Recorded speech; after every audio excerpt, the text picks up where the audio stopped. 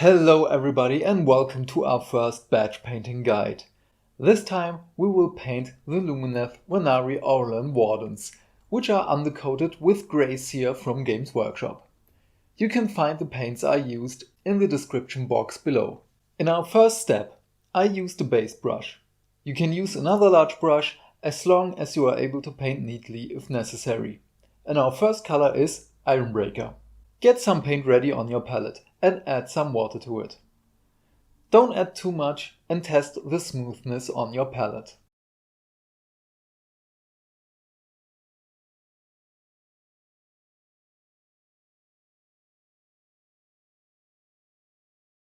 Start with the front of the shield and leave the big rune and the plain part in grey Seer. So just paint the rim and the scaly part at the bottom. The back of the shield is painted the same way, just leave the wooden part free of paint. After that I painted the whole armor, so the front, the shoulders and the vambraces.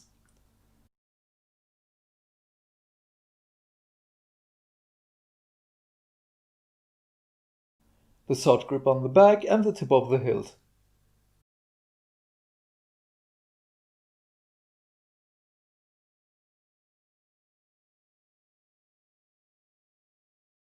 The whole helmet. The end of the spear, including the ether quartz and the small recess points in the middle.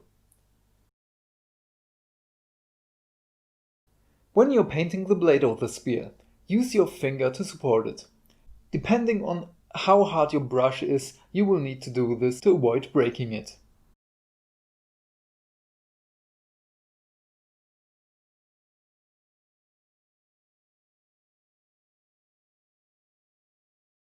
With the High Warden, paint the whole sword, including the grip.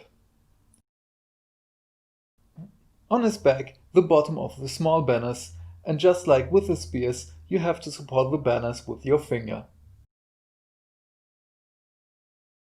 At last, don't forget the mortal wound dispenser in his hand. All in all, this step took about 60 minutes for all 10 wardens. The next step is to put another shiny color to it. I used a detail brush to paint Auric armor gold for everything ether quartz and other decorations. I avoided Retributor armor because Ironbreaker is a good undercoat and would just want a little bit of the gold. Again, add a little bit of water and test the smoothness of the color. Start with the scaly part of the shield. Don't be afraid if you don't cover the Ironbreaker with one thin coat. Just paint the rest as shown and come back to it later when it's dry. After that, you can paint the ether quartz parts on the shield, the big rune in the middle and the symbol on the breastplate. As a little bonus, paint the recess points of the spear with it, before you paint the ether quartz on the bottom.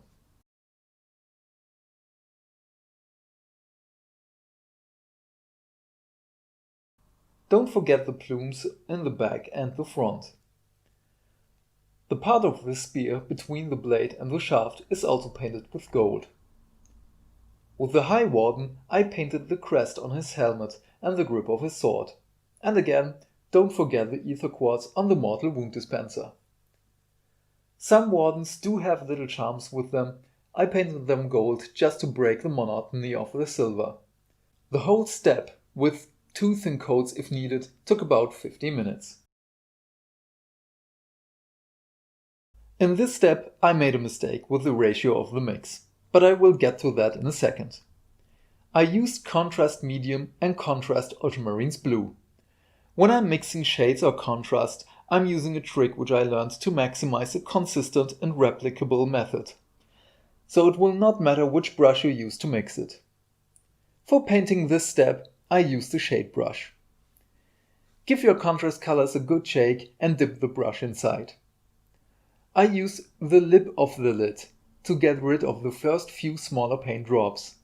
This way, the bristles on the brush have time to fill themselves to maximum capacity every time you dip it into the paint. Maybe it's just me and my brushes, but I have a feeling that the first 2 brush loads are lower in quantity with color as the later ones. I used 3 parts contrast medium and 1 part Ultramarines blue. But here's the mistake. I underestimated how strong the blue is, and I had to add more medium to it. In the end, it was 9 parts medium and 1 part blue.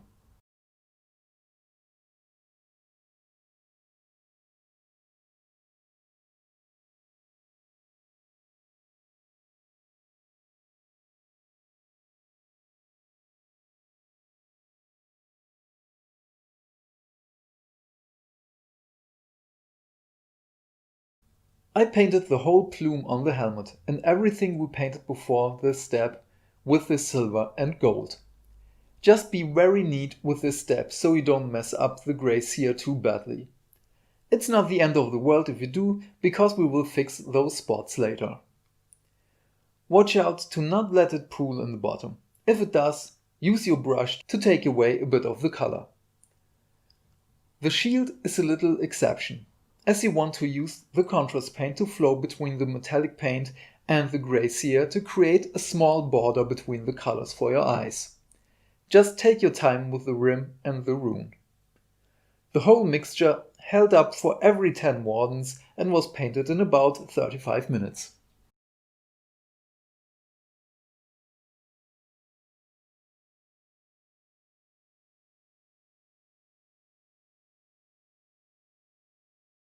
The last step for the metal is a dry brush of Necron Compound. I dry brushed 1 warden for you so you can see the difference between this quick step. The left one is finished while the right one waits for his dry brush. I don't know if every Necron Compound is so chalky, but mine is basically a block and I have to break parts of it off. As you can see, I have to grind the paint on the tissue before I can use it. If yours is different, please let me know in the comment section below and I will buy a new one. Now just flick your brush on everything metallic back and forth, up and down.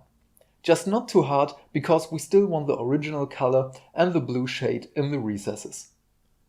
With the spear, use your whole hand as a support, as dry brushing is a very aggressive way of painting and the spear will break. And again with the banners of the High Warden, use your hands as support. This step took about 40 minutes to dry brush everything metallic, including the armor, the spears, swords and the ether quartz of the plumes. Sadly, I lost the first part of this step, but lucky for us, you will require 2 thin coats, because you're basically just coloring in the robes and the small banners of the High Warden. With the first contrast medium and Ultramarines blue mix of 9:1, I started with the 2 small triangles in the robes, and after that I just painted the rest. If you glued the shields on like me, the 2 wardens with the sun emblem on the breast are a little bit trickier than the rest. But with a little bit of angling the miniature, it is possible and easy to reach everywhere. If you want, you can paint the little cloth bits on the weapon and the sword hilt. Don't forget the sleeves and the collar. Speaking of collar, the High Warden and his banners are possible when you paint between the poles, as you don't have to be precise, whilst using contrast, and we're not highlighting anything right now. Paint the whole front side of the banner, and you don't have to be careful with the symbols, as we will neaten these up in a later stage. This step took about 30 minutes per coat, as you will need to wait until the paint dries, but a batch of mixture will last for every model of the unit. With this step I made another mistake and used the wrong color for the shoes. First I used a 1:1 mix contrast Cygor brown with contrast medium, but the result was not favorable, so I changed to black Templars. I also used this mix for the cloth between the robes and the rest of the banners.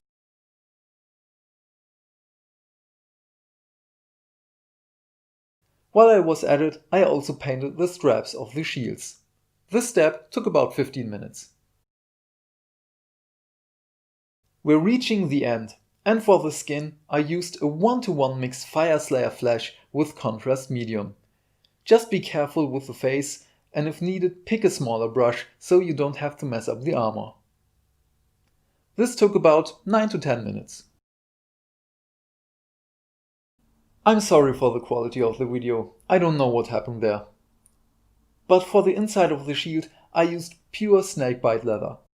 Just put some on your palette so you don't overload your brush and just use a little bit to color it in.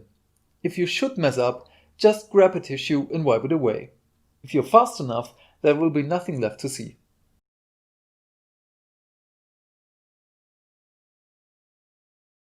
With the High Warden, don't be stupid like me and try to reach the upper part of the shield between the arms. I messed up a part of the armor and before I made the discovery that you can reach everything from the side. This took about 7 to 8 minutes. For our last step, you need grey Seer mixed with water, until you have a smooth finish. With this, we will neaten up everything grey. So the spear pole, the plain part of the shield and the edges of the ropes. Just use the side of your brush for the edges as you can paint it very fast that way, and if you should mess up, just wash your brush very quickly and brush it over the area and wipe it away with a tissue. The color is thin enough to cover up mistakes.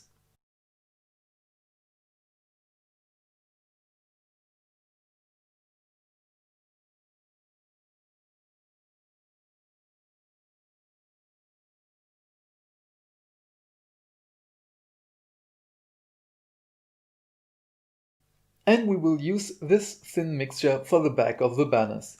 Just paint one thin coat on the raised areas to apply a subtle highlight effect.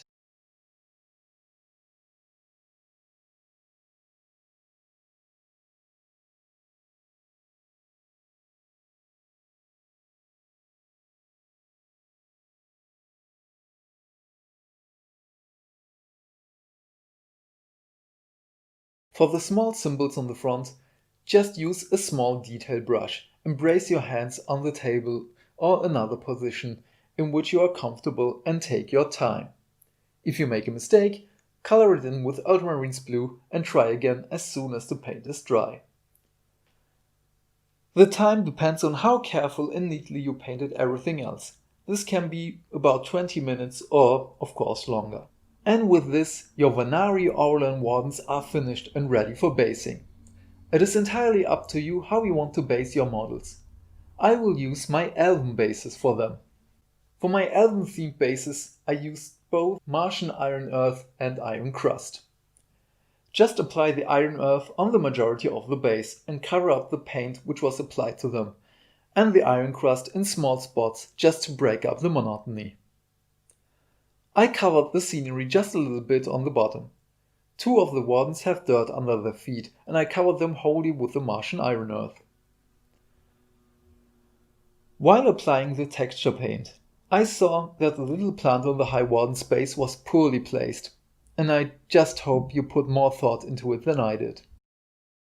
After applying the texture, I wiped the rim of the base clean as I wanted a smooth finish.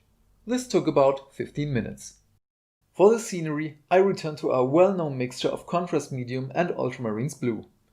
I tried it with water, but the effect was not desirable. Just paint it all and wait until it's dry. That was about 2 to 3 minutes.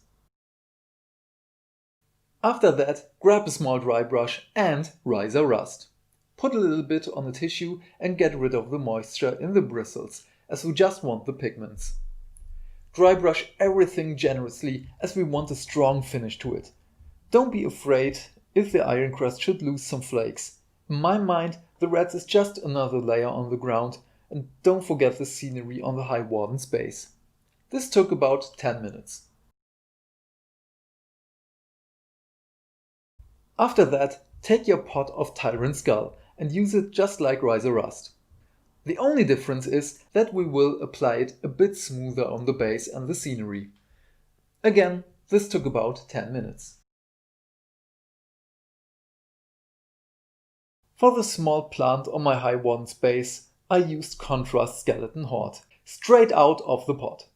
Just with the tip of the brush and the lip of the lid, to get rid of excess paint. Paint it directly onto the foliage. That took about 15 seconds.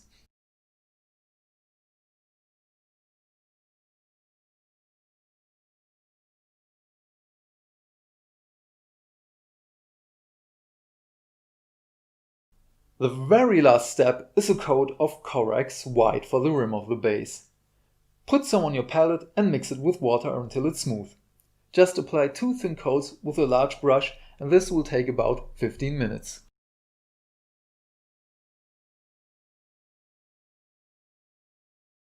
Just a small information on the side. While editing, I saw that the zoom and the angle of the camera was not very favorable. I changed my setup a bit to get a better angle at everything, and in December I will get a new camera with a high resolution for you. So please bear with me up until then. Ooh, look at me doing fancy things. And don't worry, I did not forget the contest. The first person to give me the right answer what the inspiration was for my Lumineth color scheme will get an Ironearth Deepkin or 40k short story as a gift. You just need the Amazon Kindle app. If you are the first right person in the comments, I will let you know and pin your comment so that everyone knows where it comes from. And with that, your Vanari Auralan Wardens are finished and ready to defend the borders of Haish.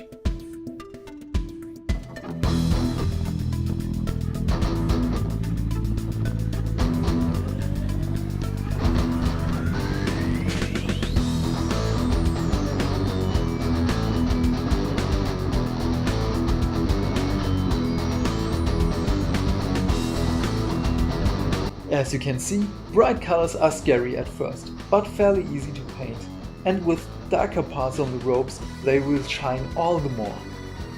I really hope this video helped you out, and if you have any comments on how I can improve the next video, please let me know. I hope you will join us in future videos. So please have a great day and stay fantastic. Bye bye!